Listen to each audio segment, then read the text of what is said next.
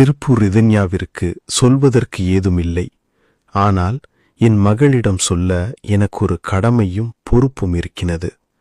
படிப்பின் மீதான ஆர்வம் எதுவரையில் இருக்கிறதோ அதுவரை உன் விருப்பம் போல் படிக்கலாம்.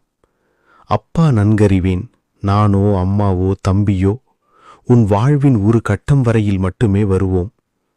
உனக்கான என் சேமிப்புகள் கூட ஏதோ ஒரு தருணத்தில் கரையும். கற்றறிவு மட்டுமே உன் கடைசி நாள் வரை கூட வரும்.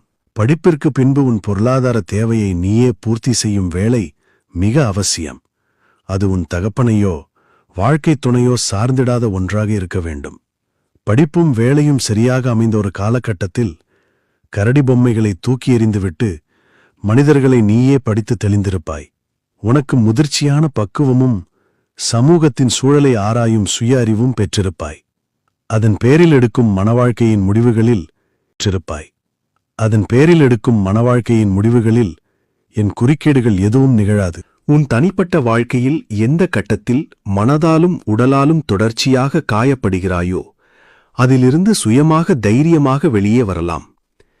எனக்கேதும் இதில் கண்ணியக் குறைவோ மானக்கேடுகளோ ஒரு நாளும் வராது.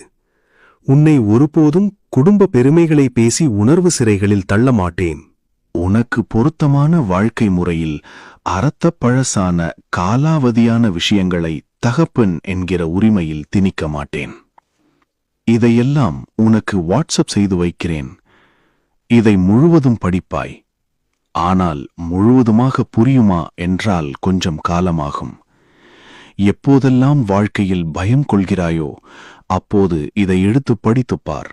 ஏதாவது ஒரு வார்த்தை அப்பாவின் பெயரில் உன்னுடன் இருக்கும். கடைசி வரை வாட்ஸ்அப்பில் காமெடி ரீல்ஸ் மட்டுமே அப்பா